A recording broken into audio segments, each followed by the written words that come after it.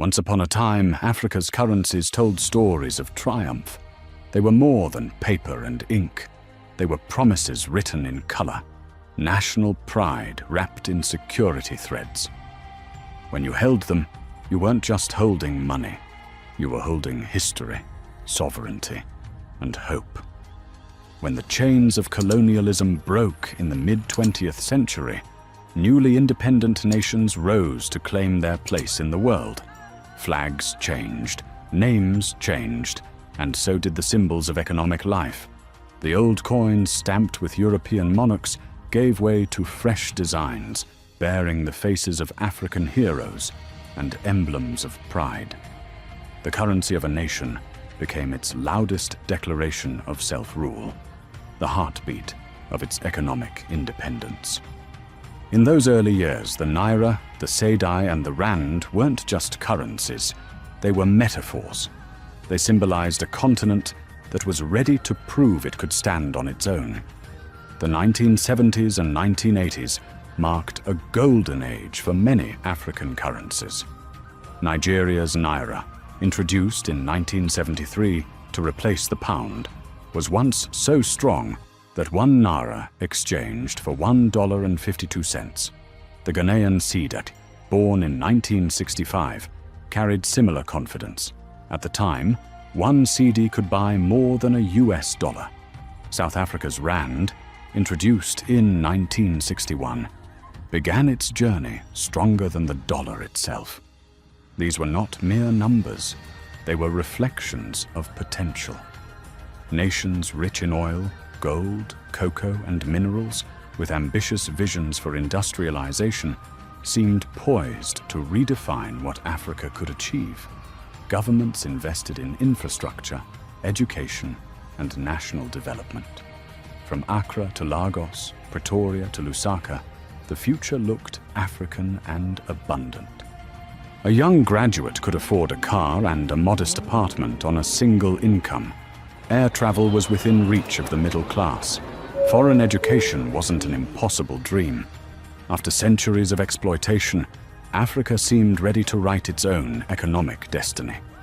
The currencies of the continent were not just mediums of exchange, they were badges of identity, symbols that the African story could now be written in its own ink. Yet, as history teaches, triumph without discipline often sows the seeds of its own undoing. Beneath the surface of these golden years, cracks were quietly forming. Reckless government spending, military coups, corruption, and misplaced economic confidence began to gnaw at the foundations. Many nations borrowed heavily, assuming commodity prices would remain high forever. They did not. The oil glut of the 1980s, combined with droughts and political instability, exposed just how fragile these young economies truly were.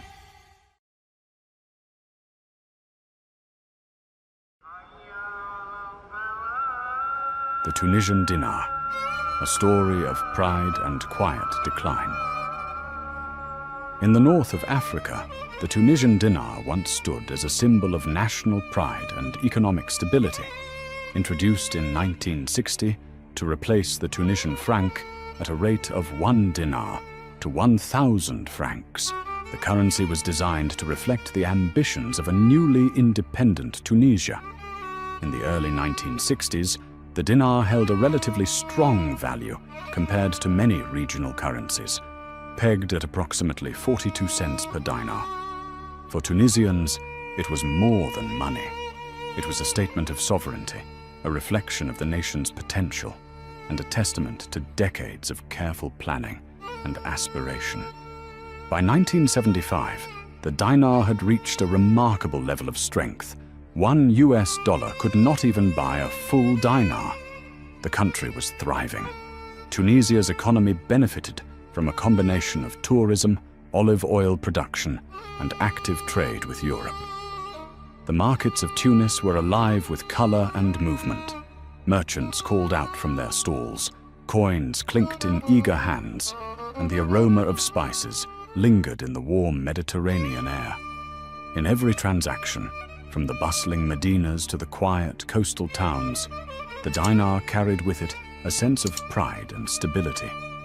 It was a currency that mirrored the ambitions of a nation determined to chart its own path after decades of colonial rule. Yet, like all great stories, the dinar's history was not free from challenge. In the years following its early success, Tunisia began to face economic headwinds and political tremors.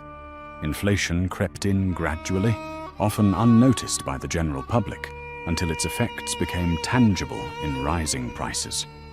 Political unrest simmered beneath the surface, punctuated by regional instability and global uncertainty. While the dinar had been a pillar of Tunisian identity, it became increasingly clear that currency strength is only as secure as the stability of the institutions that support it.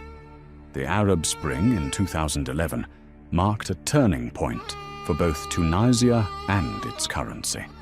The revolution that overthrew decades of authoritarian rule was a victory for democratic aspirations, yet it also exposed the vulnerabilities of the economy.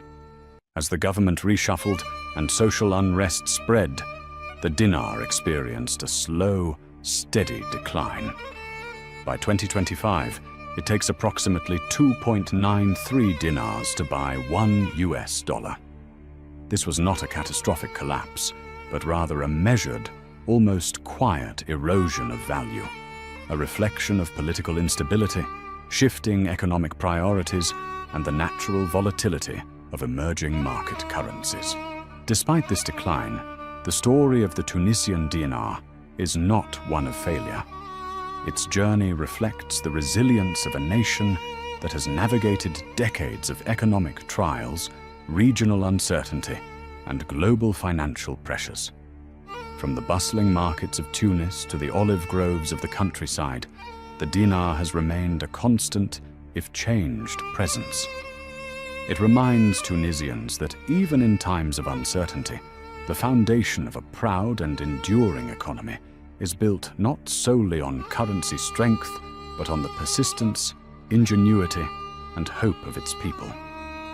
The Tunisian dinar tells a story of triumph, stability, and measured decline. It stands as a quiet witness to the lessons of history.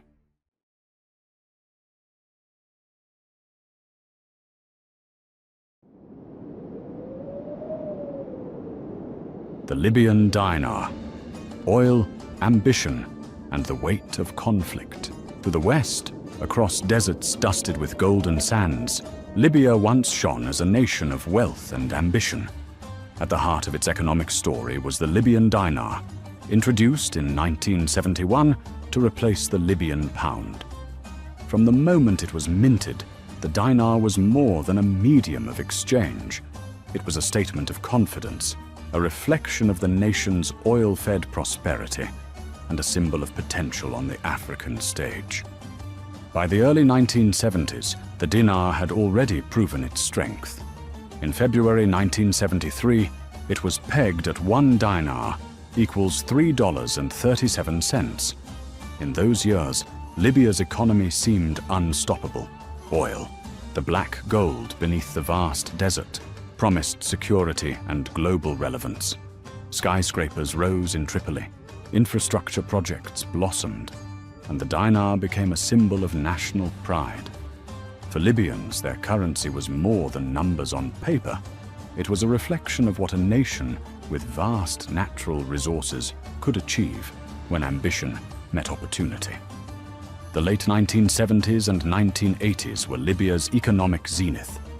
Citizens enjoyed access to modern amenities, urban development surged, and the country stood tall among its African peers. The dinar was steady, the economy promising, and Libya's oil wealth appeared capable of sustaining prosperity for generations. Each note and coin seemed to whisper a simple truth. In Libya, oil and ambition could create a currency as proud as any in the West. Yet, as history so often shows, power without peace is never permanent. Beneath the veneer of wealth, political rigidity, and eventual unrest, began to sow instability. The fall of Colonel Muammar Gaddafi in 2011 fractured the nation politically and economically. Rival governments emerged, militias seized control of oil fields, and what was once a unified economy splintered into competing factions. The dinar, which had once stood as a symbol of national strength, became a mirror of Libya's fractured state.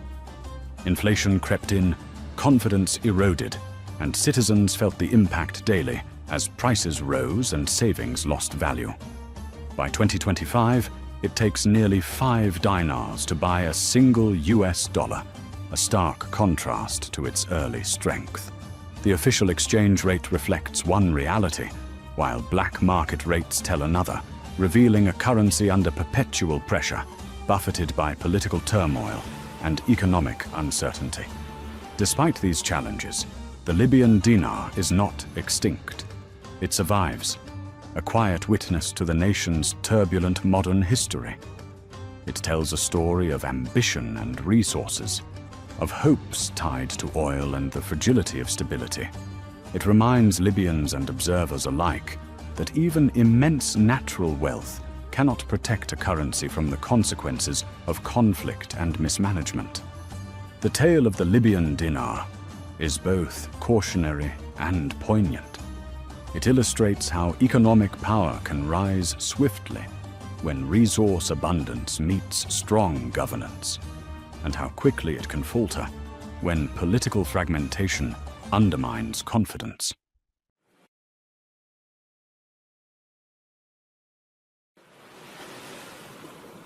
The Moroccan dirham, steady progress amid global ripples. Further west, Morocco moved with deliberate caution. Its currency, the Moroccan dirham, introduced in 1960 to replace the Moroccan franc, never sought to dazzle the world with rapid gains. Instead, it carved a path of steady progress, reflecting an economy built on resilience, prudence, and strategic ties. In the 1980s, the exchange rate ranged roughly between 4 and 8 dirhams per US dollar, a measure of modest strength that mirrored the country's measured approach to growth. The dirham's stability was rooted in Morocco's economic foundations. Phosphates, tourism, agriculture, and trade with Europe underpinned its value. Cities like Marrakech and Casablanca thrived as hubs of commerce, with markets buzzing, ports busy, and artisans shaping Morocco's distinctive identity. The dirham moved quietly through this economic ecosystem, a steady companion to a nation more concerned with durability than spectacle. Unlike some of Africa's more dramatic currency stories, Morocco's dirham never experienced a meteoric rise or a catastrophic fall. Its trajectory has been gradual, often moving in sync with the fortunes of its European partners. The Eurozone, Morocco's largest trading partner, was both a source of opportunity and vulnerability. When the European economy wobbled, the dirham felt the tremors, reminding Morocco of the delicate balance between independence and interdependence. By 2025, the dirham trades at roughly 10 to the US dollar, a gradual decline over decades, but far from the dramatic collapses seen in other African currencies. This slow erosion tells a story not of crisis, but of the limits of cautious progress. Stability, while reassuring, can also mask underlying dependency.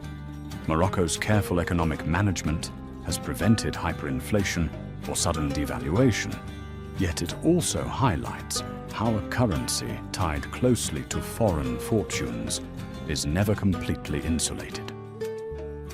The Moroccan dirham's story is one of resilience and continuity. Its notes and coins have moved through decades of political and economic change, witnessing regional shifts, global financial crises, and transformations within Morocco itself. It represents the nation's philosophy: measured growth, prudent governance, and enduring connections with the outside world. Yet, there is a subtle tension beneath the dirham's steady surface. In a continent often defined by dramatic booms and busts, Morocco's currency demonstrates that even stability carries its own fragility. Dependency on external economies, while providing opportunity, can gradually erode domestic control. The dirham's slow decline is a quiet reminder that survival in a complex global economy is as much about adaptability as it is about endurance. Ultimately, the Moroccan dirham embodies a unique narrative in Africa's financial history. It is not a tale of spectacular rise or violent collapse, but a story of measured endurance.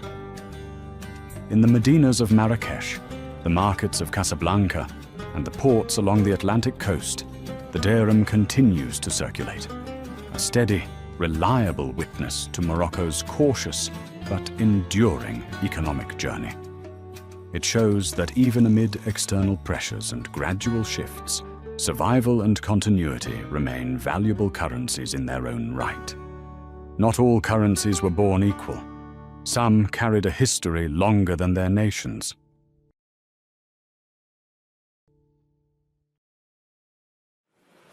The CFA franc, stability and the weight of dependency. Across West and Central Africa, the CFA franc has long been both an anchor and a chain. Introduced in its modern form in 1945, the currency was pegged to the French franc, later transitioning to the euro. It was designed to bring stability to a region emerging from colonial rule, yet in doing so, it tied the fate of 14 nations, from Senegal to Cameroon, to decisions made thousands of miles away in Paris. For decades, the CFA franc represented reliability. In the 1970s, it traded steadily at roughly 50 to 100 francs per US dollar. This stability made trade predictable, facilitated investment, and reassured citizens that their money would hold value. Governments could plan, businesses could operate, and families could save with relative confidence. The currency, unlike many of its African counterparts, rarely experienced the extreme volatility that comes with untested independence or fragile economic infrastructure. Yet beneath this veneer of security lay a deeper truth. The CFA franc's strength came not solely from local economic management, but from external backing. France's influence ensured stability, but it also meant that the currency's fate rested in the hands of foreign policymakers. The lesson of dependency is stark. Control over your money is as important as the money itself. The vulnerability of the CFA franc became painfully clear in 1994. Overnight, France devalued the currency by 50%. What had been 100 francs suddenly became 200, sending shockwaves through economies and households alike. Prices doubled almost immediately, while wages lagged behind. Cities like Dakar, Abidjan, and Yaoundé were thrown into economic turbulence. Citizens who had trusted the stability of their currency for decades suddenly felt betrayed. The heart of the CFA franc, they realized, still beat far from African soil. This moment revealed the paradox of the CFA franc. A currency that could provide decades of stability could also impose sudden hardship. It was a stark reminder that external backing, while beneficial in maintaining value, came at the cost of autonomy.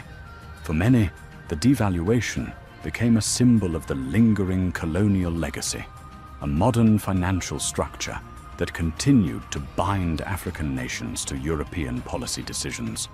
Today, in 2025, the CFA franc continues to circulate across 14 nations, valued at roughly 600 to 650 francs per US dollar, and still pegged to the euro. Its stability remains both a blessing and a curse. Dependable, yet dependent. A source of reassurance, yet a reminder of limits on sovereignty. Economists and citizens alike debate the merits and drawbacks of this arrangement. It protects against hyperinflation and speculative shocks, but raises questions about whether Africa can ever fully control its economic destiny while relying on an external anchor. The story of the CFA franc is a lesson in contrasts. It illustrates how a currency can provide decades of calm and confidence while masking deep vulnerabilities. For the millions who use it daily, it is a symbol of stability, a tool for trade and savings, and a reminder that even the strongest seeming instruments can carry the weight of history. The CFA franc tells a story of trust, dependence, and the delicate balance between safety and sovereignty, a currency whose value extends far beyond mere numbers, shaping lives and economies across an entire continent.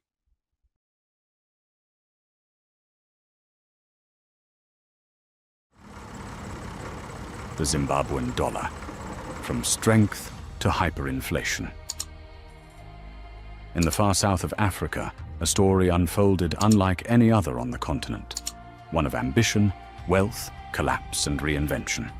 The Rhodesian dollar, introduced in 1970, was among the world's stronger currencies in its early days. In the 1970s, it traded at approximately 0.7 per US dollar, underpinned by a robust agricultural base and abundant mineral wealth.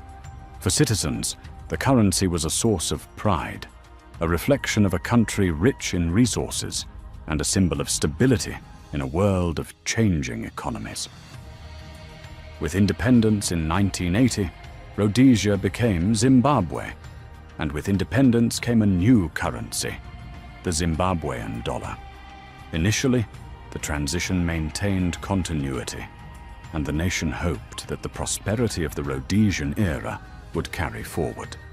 Mines continued producing gold and platinum, farms supplied both local and international markets, and the country's economic prospects looked promising. The Zimbabwean dollar symbolized a nation ready to assert its place in the global economy. Yet, the promise of stability was not to last. Mismanagement, political corruption, and international sanctions began to erode the currency's strength. Policies intended to redistribute land and wealth created disruptions in production and investment. Inflation, which had been negligible for decades, began creeping in during the late 1990s.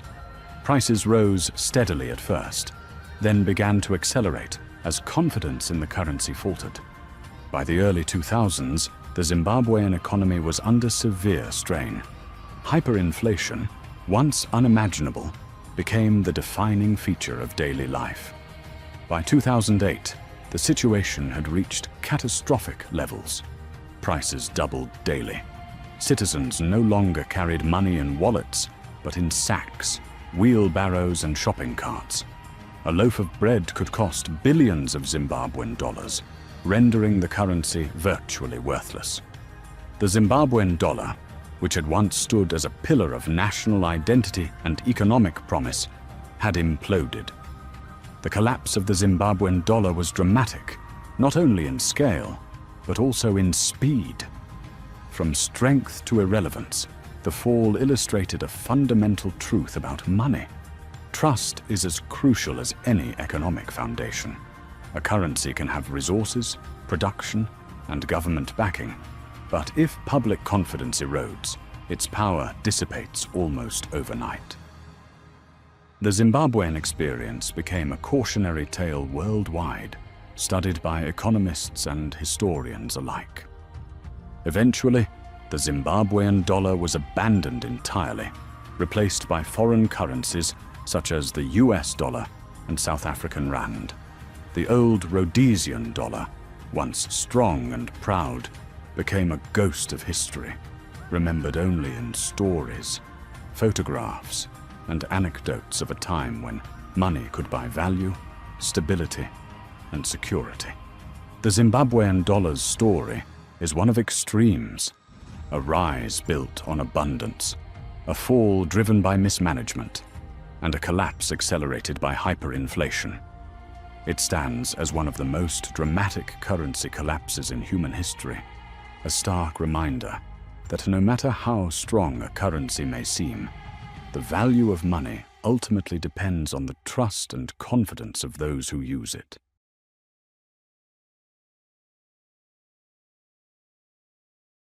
The Seychellois rupee: paradise, prosperity, and fragility. In the Indian Ocean, the small island nation of Seychelles tells a tale of beauty, prosperity, and vulnerability through its currency, the Seychellois rupee.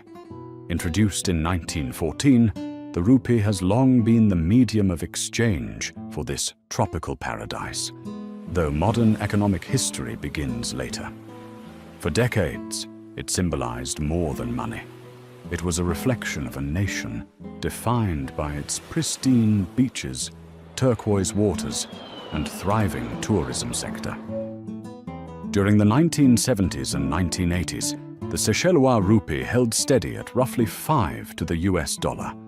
For an island with a population of just tens of thousands, this was a mark of stability.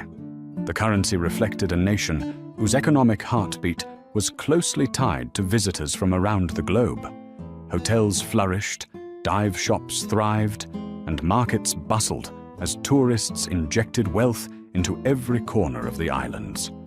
The rupee was a symbol of hope and continuity, a reliable companion in a world of distant financial turbulence. Yet, the same features that lent the rupee its strength also revealed its vulnerability. Seychelles' economy, for all its charm, was heavily dependent on tourism and external consumption. Unlike larger, diversified economies, the islands could not insulate themselves from global shocks. When recessions struck abroad, when pandemics kept travelers at home, or when oil prices rose sharply, the Seychellois economy felt the impact immediately. The rupee, though never collapsing, became a measure of the fragility inherent in small, externally dependent nations. By 2025, the rupee trades at approximately 14 to the US dollar. The increase from 5 to 14 reflects decades of economic pressures, global fluctuations, and the inherent challenges of relying on a single sector. It is not a story of catastrophic failure. The currency did not implode.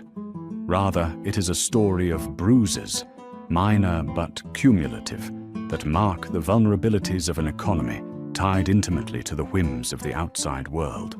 Every tourist who cancels a vacation, every global slowdown, and every spike in international costs subtly shifts the rupee's purchasing power.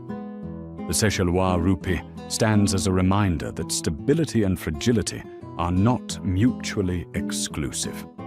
A small nation can maintain relative calm while simultaneously being highly susceptible to forces beyond its control.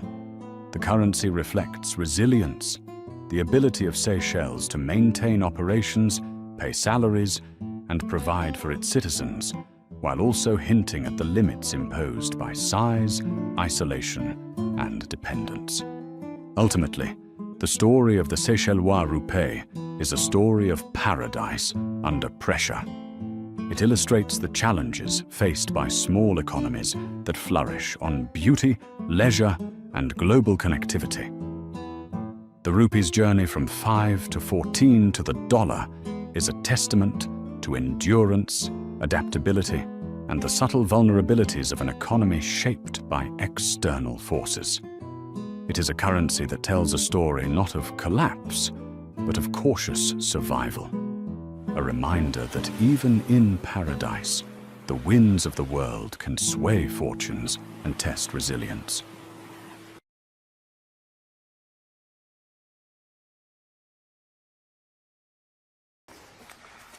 The South African Rand, from gold glory to resilient strength. Farther south, in the heart of southern Africa, the Rand once glittered like the gold that underpinned it. Introduced in 1961 to replace the South African pound, the Rand quickly became a symbol of economic might and ambition. In the 1960s, a US dollar could buy less than 1 Rand, a measure of extraordinary strength for a young currency. Johannesburg thrived as the beating heart of South Africa's economy.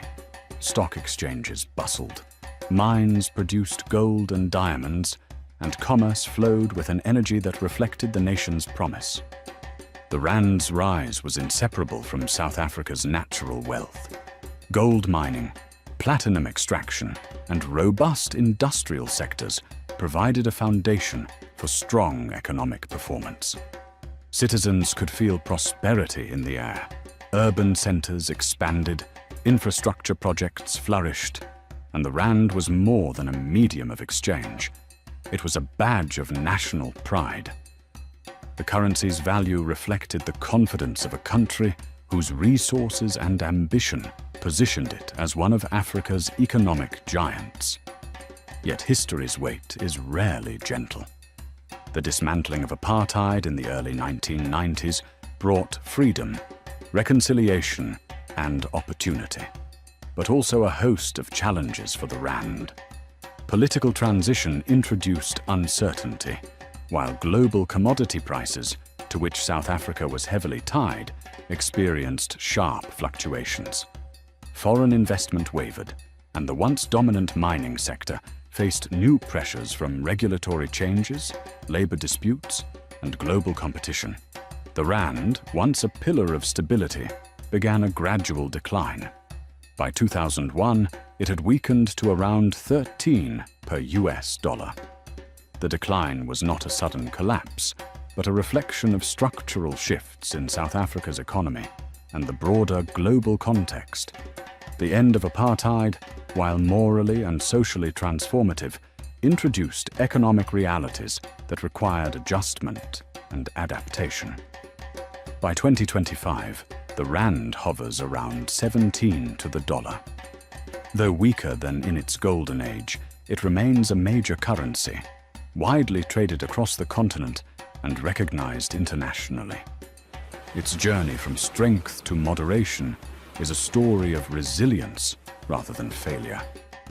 The rand continues to represent a nation that, despite political and economic challenges, maintains its influence and ambition. The story of the rand illustrates a fundamental truth about currencies. They are mirrors of both national wealth and national challenges. South Africa's economic power, built on resources, industry, and ingenuity, has carried the rand through turbulent decades. Even as it adjusts to political transitions, global pressures, and domestic complexities, the rand endures as a symbol of a country that has faced immense change and continues to assert its relevance on the continental and global stage. Ultimately, the rand is a currency of contrasts, strong yet vulnerable, historic yet adaptive, wounded yet resilient. Its journey reflects the broader story of South Africa itself, a nation that has seen both glory and challenge, yet remains a giant in Africa's economic landscape. The rand endures not just as money, but as a testament to persistence, resourcefulness, and the enduring strength of a people determined to rise, even amid adversity.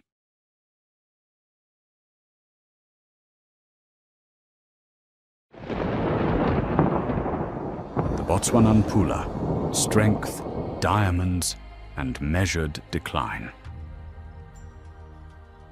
In southern Africa, Botswana tells a story that contrasts sharply with the continent's tales of currency collapse. Its currency, the Pula, named for rain, a precious blessing in the desert, has long symbolized national prosperity and prudent management. Introduced in 1976 to replace the South African rand at par, the Pula quickly became a beacon of economic strength. Backed by vast diamond reserves and characterized by transparent governance, the currency stood tall in the 1970s and 1980s, trading nearly 1-to-1 with the US dollar. The strength of the Pula was no accident. Botswana's leadership invested in institutions, infrastructure, and human capital, ensuring that the wealth from diamonds translated into lasting economic stability. Cities like Gaborone expanded, schools and hospitals flourished, and foreign investment found a reliable haven.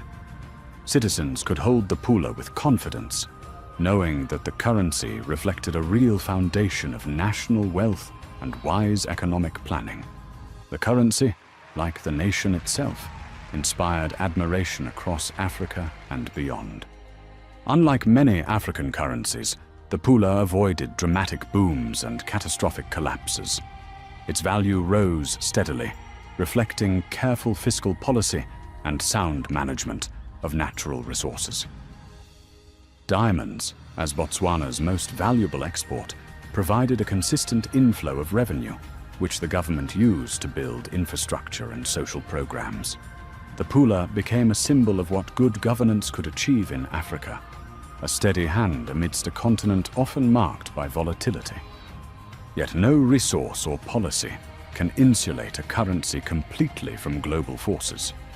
Over time, diamond prices experienced fluctuations, international competition increased, and Botswana faced the slow pressures of globalization. These factors contributed to the gradual weakening of the Pula.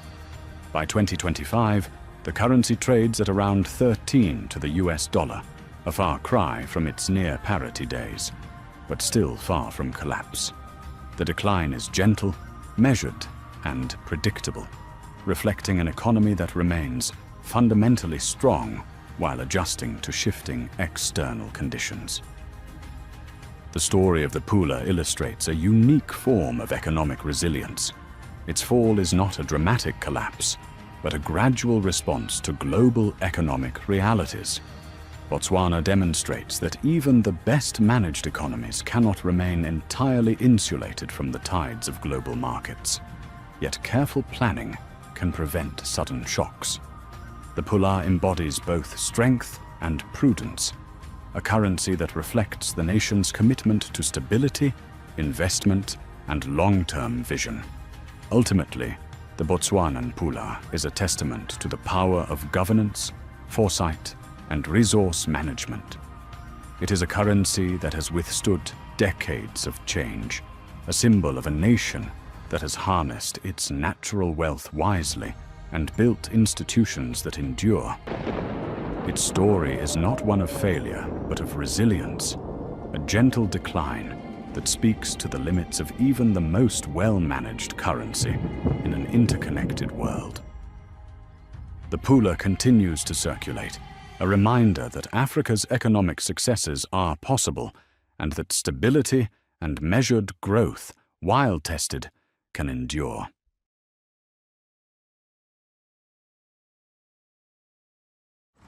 The Ghanaian Cedi, gold dreams and lessons in resilience.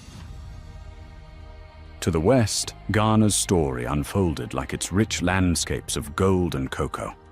The Cedi, introduced in 1965, began life with promise. At roughly 1-to-1 with the US dollar, it symbolized national pride, economic potential, and post-colonial ambition. For a young nation emerging from colonial rule, the Cedi was more than money. It was a declaration that Ghana could chart its own economic destiny, independent of foreign influence. In those early years, the Cedi's value reflected the optimism of a country blessed with abundant natural resources.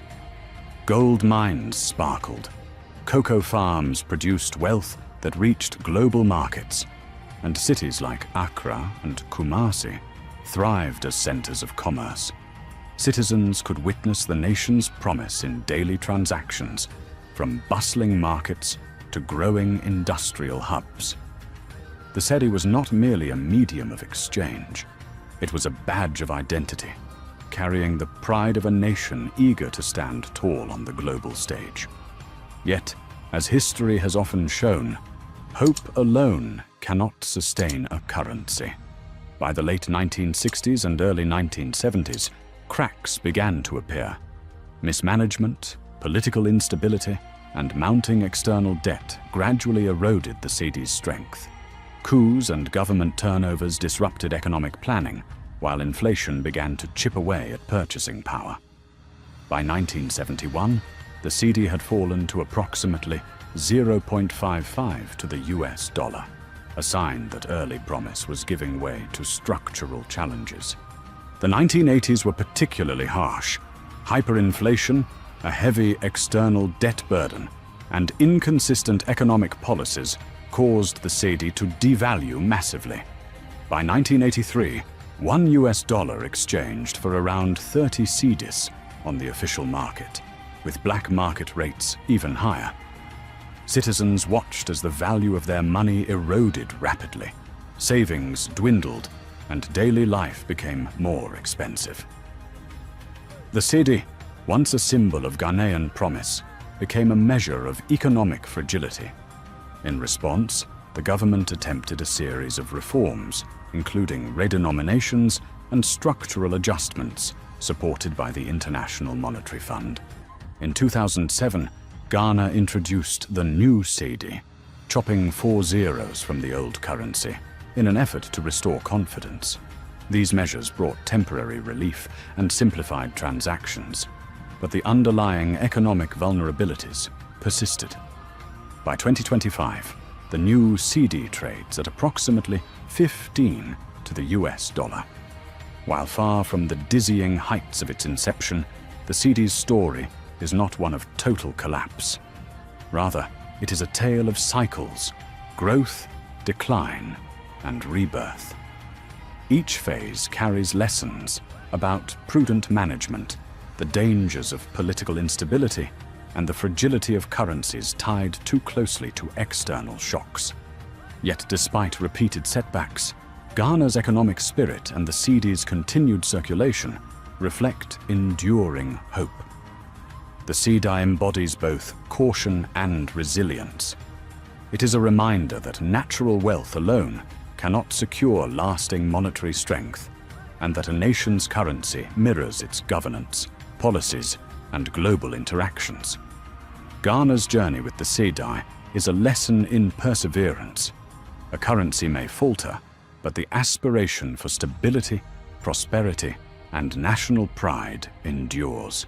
The question remains, can the cedi fully reclaim the strength it once symbolized, or will its history of erosion forever shape its future?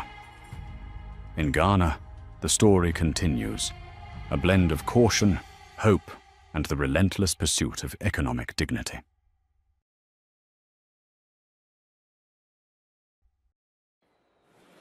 The Nigerian Naira: pride, potential, and the weight of mismanagement. In the heart of West Africa lies Nigeria, a giant whose story is inseparable from its currency, the Naira. Introduced in 1973 to replace the Nigerian pound, the Naira was more than money. It was a symbol of national pride and ambition. At its inception, the Naira was surprisingly strong, nearly at par with the US dollar. The 1970s were the golden age. Oil wealth poured in, and Nigeria's coffers swelled with revenues that promised rapid modernization. Cities expanded, infrastructure projects thrived, and education and industry flourished. The Naira was a badge of strength, a currency that signified Nigeria's demographic might and its emergence as a regional powerhouse. Nigerians held their money with pride, seeing it as a reflection of their nation's potential and influence. Yet, the very source of the Naira's early strength, oil, would eventually expose its vulnerability. When global oil prices crashed in the 1980s, Nigeria's economy, heavily dependent on petroleum, began to falter. The Naira's value slipped dramatically, from near parity to 2 per dollar, then 20, and eventually into the hundreds. Structural adjustment programs intended to stabilize the economy failed to halt the decline. Inflation soared, wages lagged, and corruption became a hidden but pervasive tax on every transaction. By the 1990s, the Naira's fall was unmistakable. Average rates during the late 1980s and early 1990s hovered around 11 Naira to the US dollar, signaling the erosion of the currency's former power. Despite oil wealth, Nigeria struggled with economic mismanagement, currency controls, and the pressures of a growing population. Each policy misstep chipped away at public confidence, and the Naira became a symbol of squandered potential rather than pride. By 2025, the Naira trades at approximately 1,500 Naira to the dollar in the parallel market, with official rates fluctuating amid regulatory adjustments. The black market thrives where formal banking systems falter, highlighting the gap between official statistics and everyday realities. Once a symbol of national strength, the Naira now reflects decades of economic turbulence, mismanagement, and structural weakness. Yet the story of the Naira is not one of despair alone. Behind the currency's decline lies the resilience of Nigeria's people. In markets, streets, and offices across Lagos, Abuja, and beyond, citizens continue to innovate, hustle, and create. The spirit that once defined the Naira now lives in the ingenuity and perseverance of ordinary Nigerians. While the currency may falter, the potential of the nation endures, a reminder that economic revival depends not just on money, but on trust, governance, and the collective effort of its citizens. The Naira's journey from strength to near collapse serves as both caution and inspiration. It is a narrative of pride, ambition, and the consequences of mismanagement. Yet it also underscores a nation's enduring capacity to rise above adversity. Nigeria's currency may have fallen, but the spirit it represents remains, holding promise that one day the Naira and the country it symbolizes might reclaim its rightful place on the continent and the world stage. From Tunis to Tripoli, from Lagos to Lusaka, from Accra to Johannesburg, the pattern repeats. Currencies rise, fueled by hope and wealth, then fall, undone by greed, mismanagement, and the harsh winds of global change. But if you listen closely, beneath the numbers, you'll hear another rhythm, one that never stopped beating. The rhythm of resilience, the heartbeat of nations that refuse to surrender. Africa's currencies have stumbled, yes, but they have also taught hard lessons about dependence, about corruption, about the fragility of faith in paper. Yet, they have also taught the world something deeper, that no value is permanent unless it is built on integrity and innovation. The next generation is already writing a new story. Young Africans are building fintech startups, experimenting with digital currencies, exploring regional trade free from old colonial shadows. The African Continental Free Trade Area promises integration. Central banks are modernizing, and citizens are demanding transparency. Perhaps the next chapter won't be written on paper at all. Perhaps it will live in code, in phones, in the blockchain, a new kind of money for a new kind of Africa. But beyond technology lies something older and stronger: belief. Because the real value of a currency has never been its exchange rate. It is trust. And trust, once lost, can always be rebuilt. So when you hold an African note in your hand, look past the creases and the numbers. See the journey it has taken, through colonialism, revolution, and reform. See the farmers and miners, the teachers and traders, the mothers who stretch every coin to feed their children. This is not a story of defeat. It is a story of becoming. Africa's currencies may have fallen, but Africa herself is rising.